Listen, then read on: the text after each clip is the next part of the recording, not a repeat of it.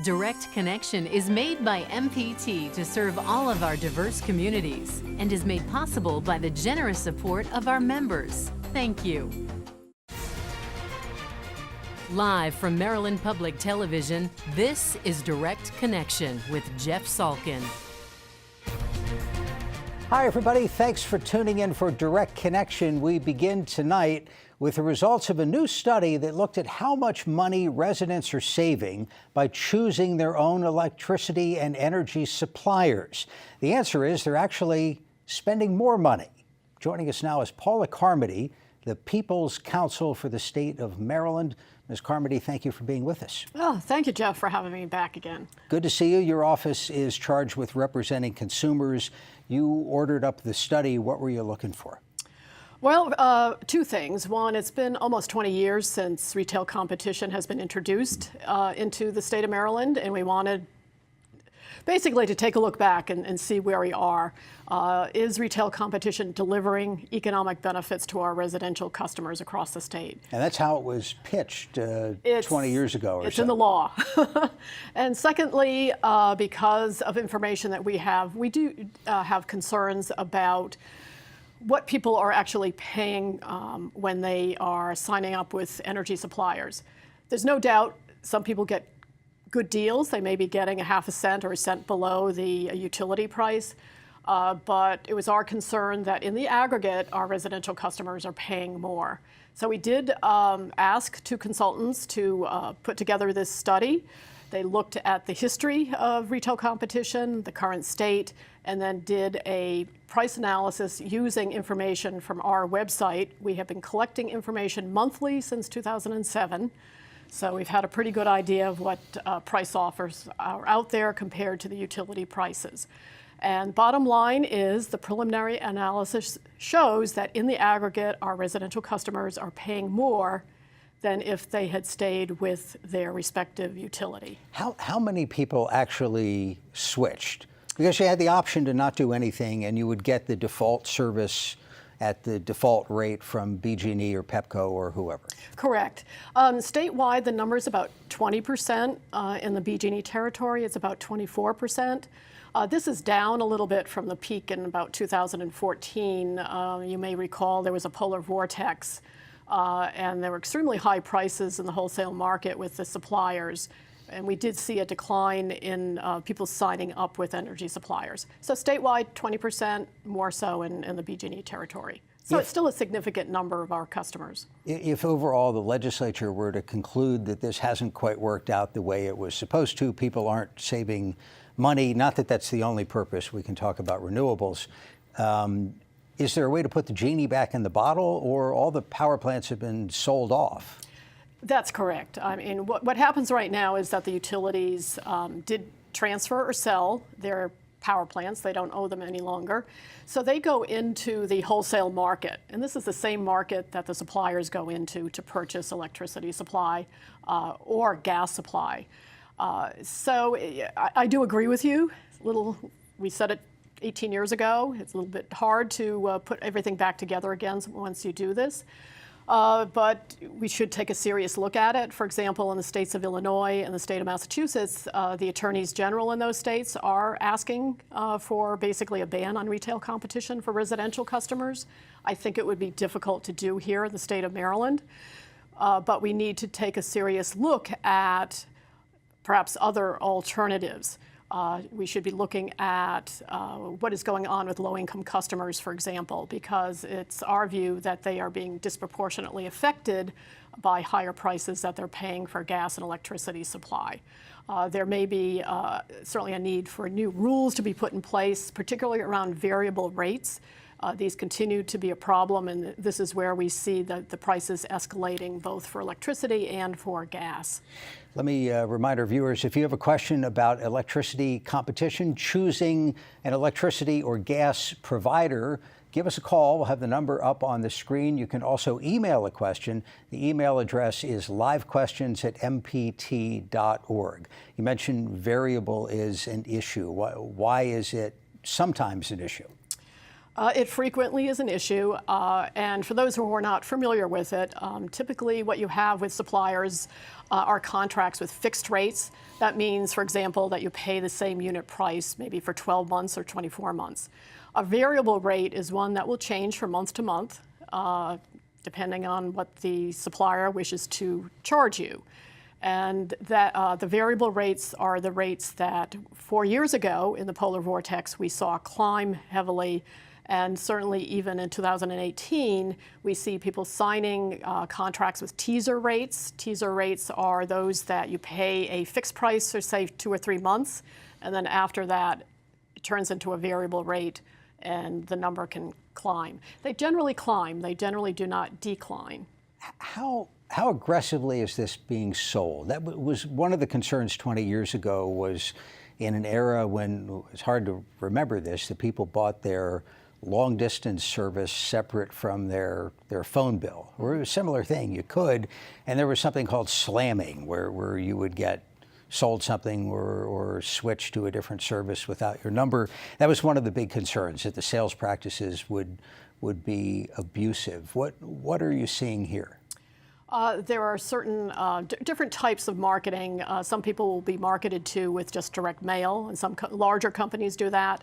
But what we also see is reliance on a lot of door-to-door marketing and cold call solicitation. Cold calls are when they call you, you don't call them.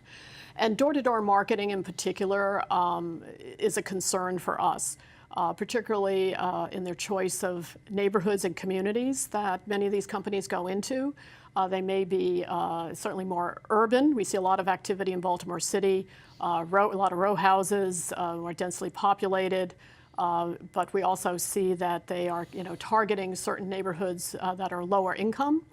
And these are people that will, they're agents, third-party reps. They're usually paid by commission only, and they're knocking on people's doors and saying, "We're going to save you money."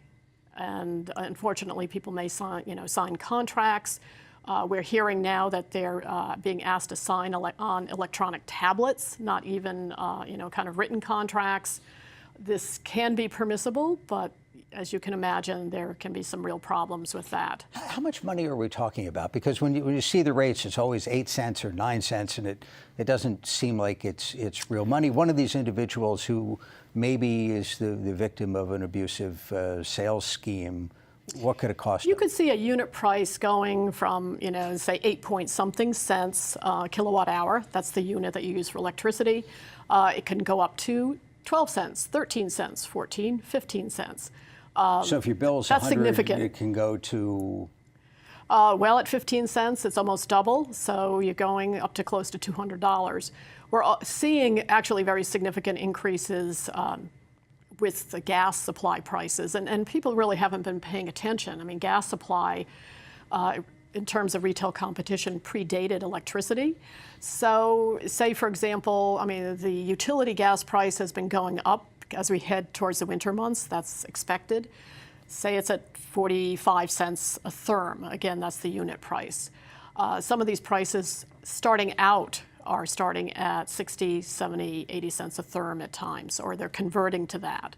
And so that is a very significant differential between the utility price that's being charged and what they're paying to a supplier. All right, we'll get your bottom line advice, but let's take a call. Allegheny County, this is Lisa.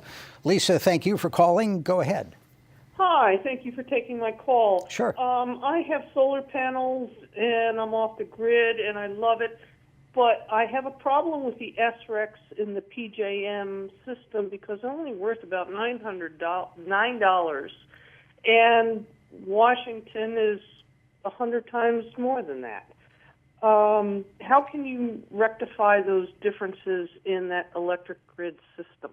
Thanks for the call. I didn't understand all the lingo. Right, she's referring to, kind of solar. She has solar panels, and so she's producing electricity with the solar panels.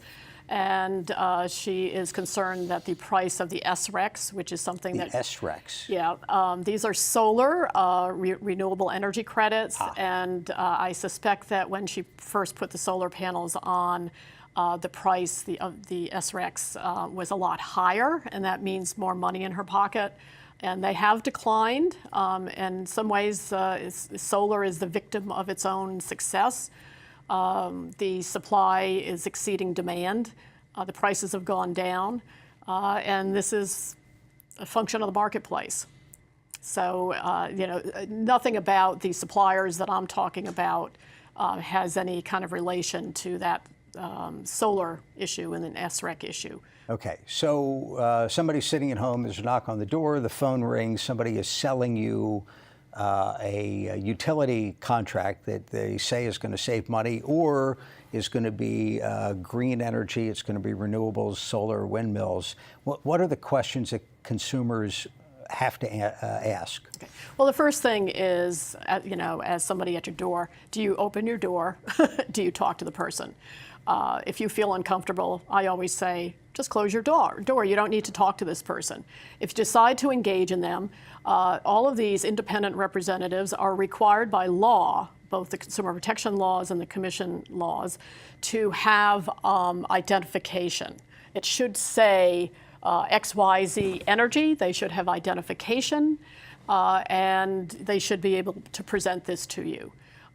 If they say things to you like, I'm from XYZ utility company, you close the door.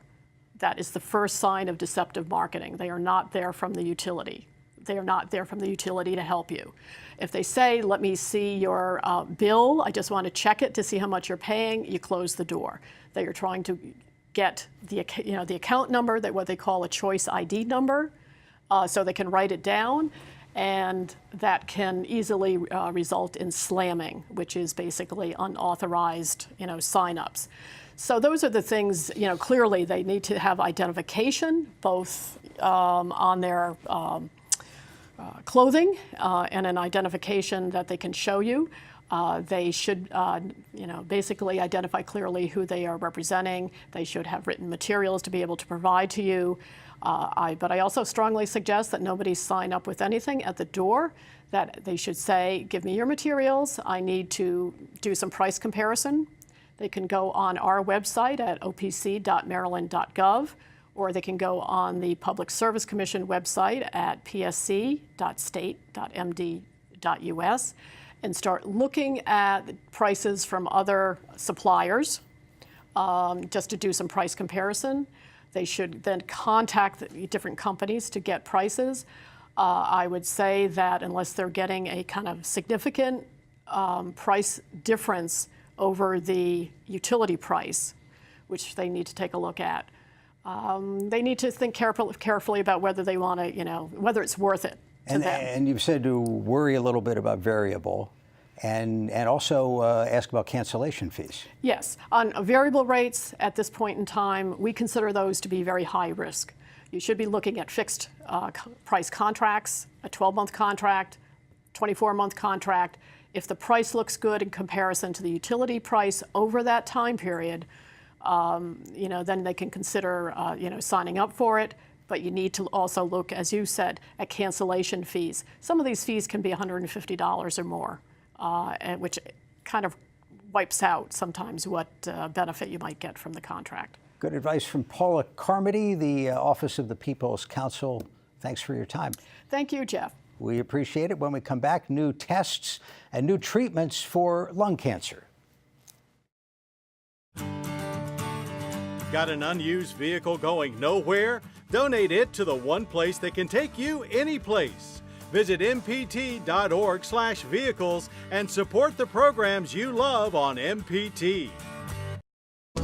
The MPT app puts our programs right at your fingertips, so you can choose when to watch, what to watch, wherever you want to watch it. Download it now.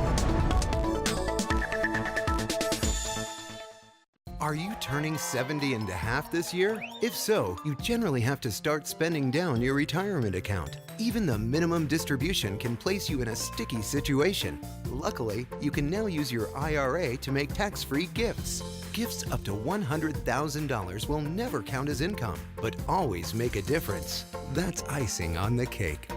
Make your gift for this year before December 31st. Visit mpt.org/support. This is a box that showed you a world beyond your own. It was just a box. But the world has changed, and so have we. And now the box can be almost any size or shape. And you decide what you want to explore. Anytime, any place. Break out of the box with PBS.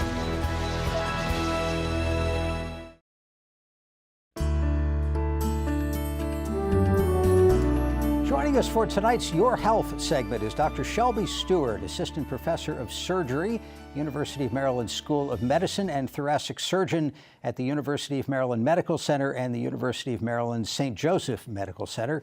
Doctor, thank you for being with us. Thank you for having me. This is Lung Cancer Awareness Month.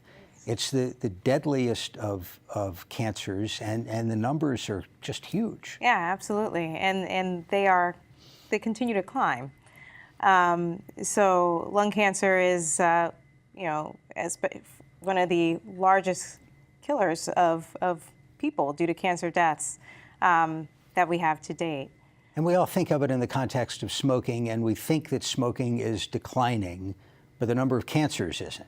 So there's a bit of a lag time because between people smoked right 10 years ago. Right. So yes, yeah. So most lung cancers are due to smoking. About 80% of our patients that have lung cancer do have a history of smoking. So certainly there is a definite connection. And although we have found that men in particular are decreasing their amounts of smoking, women are actually increasing their amount of smoking. Did not know that. Yeah. How about secondhand smoke? Secondhand smoke is also a major risk factor to lung cancer. In fact, about 7,000 people die a year due to secondhand smoke. So these are people that are never smokers, that have had either family members or people where they work that smoke on a daily basis around them that get lung cancer that we believe is due to their secondhand smoke exposure. And non-smokers can get lung cancer. Absolutely. So the second most common cause of lung cancer is radon. Radon is a gas that is found naturally in our soil, and it doesn't have a smell, it doesn't have a taste, and could be found in our households. But most of our homes, we get tested for radon, but it still is the second most common cause for lung cancer, especially in non-smokers. Okay, as a surgeon who operates on a lot of people with lung cancer, you'd rather see it early. Absolutely. How much of a difference does that make? Oh, so stage for stage, it makes a big difference in your survival. So lung cancer is given a stage when you receive your diagnosis. Stage 1 being the earliest stage, stage 4 being the most advanced, meaning it has moved outside of the lung and into other tissues and organs. Patients that have stage 1 lung cancer are likely to have a 5-year survival of about 75 to 80%, meaning, so in 5 years from now, if you are diagnosed with a stage 1 lung cancer, with treatment, you're most likely to be alive in 5 years and potentially cancer-free. However, once you start moving into stage 2, stage 3, that number drops significantly. Just from stage 1 to stage 2, you drop from having a close to 80% survival to closer to just a 50% survival. So certainly finding lung cancer early makes a big difference in your survival. When you see one of those people, I don't know that it necessarily requires surgery, I guess it does. How did it get caught? How was it discovered at stage 1? So some people just find them incidentally. I have several patients that have come because they are getting a knee repair or a knee surgery, and they get a chest x-ray, and lo and behold, they find a nodule on their chest x-ray. Or they're getting studies for some other reason. That's probably the most common way that people are found to have early stage lung cancer. And certainly now we have lung cancer screening, which has made a big difference in identifying patients earlier. Who should be screened, and how are people screened? So recently we found that there was a benefit to doing low-dose CT scans. So if you are between the ages of 55 and 80 years old, you have what we call a 30-pack year smoking history. So what that means is, the amount of packs that you smoke per day times the number of years. So if you smoke 1 pack per day for 30 years, you're a 30-pack year. Got it. If you smoke half a pack a day for 60 years, you are, and so you do the math that way. So 30-pack year smoking history, ages between 55 and 80, and you have smoked within the last 15 years. So even if you quit 14 years ago, you still qualify because you're within that 15-year window to get lung cancer screening. And it's kind of similar to our mammograms, our colonoscopies. They're paid for by your insurance, and they do decrease the lung cancer deaths because we hope to find more lung cancers early. You want to see everybody who smokes quit right now. Absolutely. And what happens? Because when we talk about it in the terms of the length of history and how many packs a day, it seems like stopping today, if somebody's a long-term smoker, isn't going to pay a lot of dividends. It does, because beyond just lung cancer, you have other health problems that are caused by smoking. Heart problems, COPD, and frequent lung infections and things like that. So even beyond your cancer risk, you do have benefits to stopping smoking. And it does decrease your risk of getting lung cancer if you stop. I've seen ads. It may have been a billboard that was advertising, come get your lung cancer screening test, which I imagine was a CT.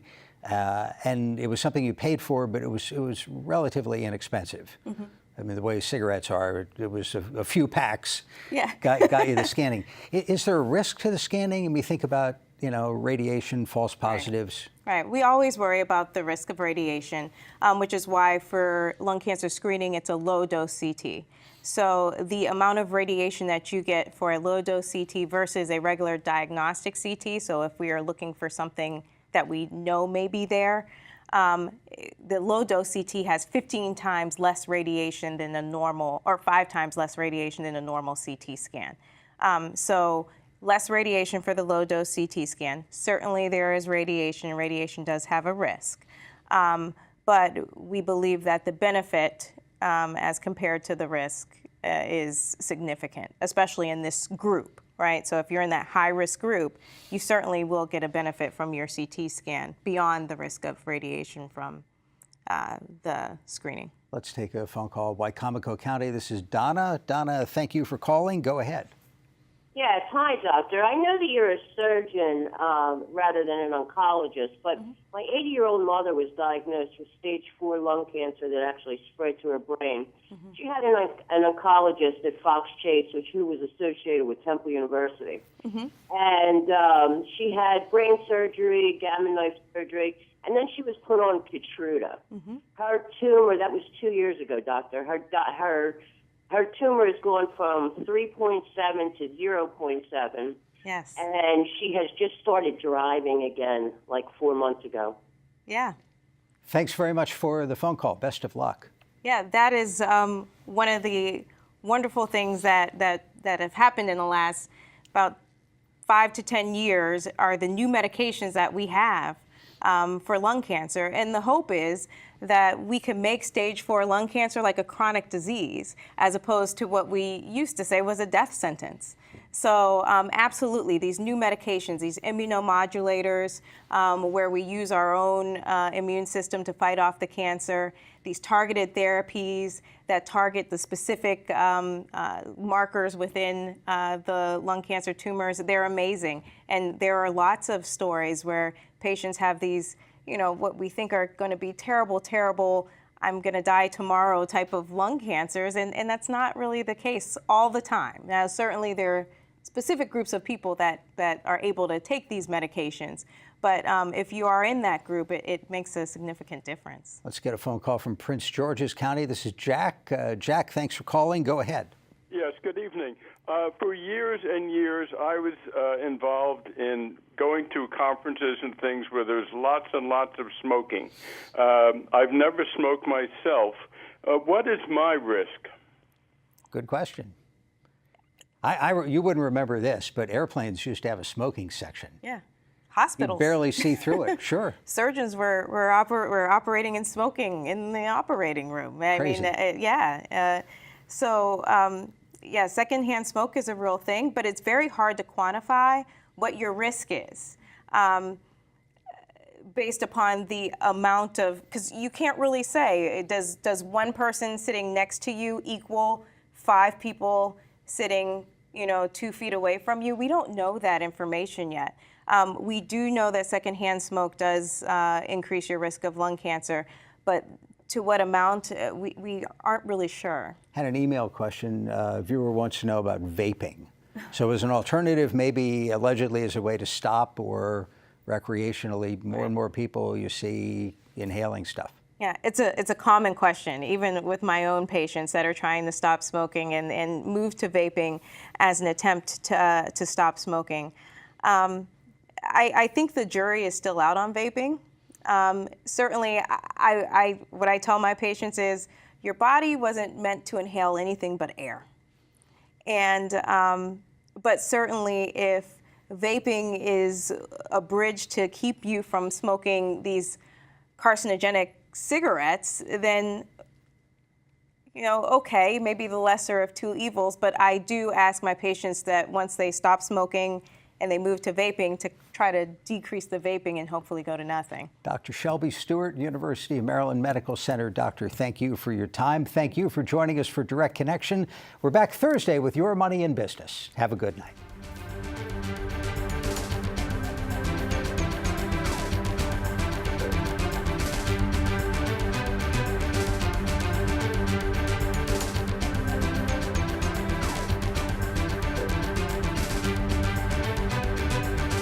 Your Health segments are a co-production of Maryland Public Television and the University of Maryland Medical System. This program was made by MPT to serve all of our diverse communities.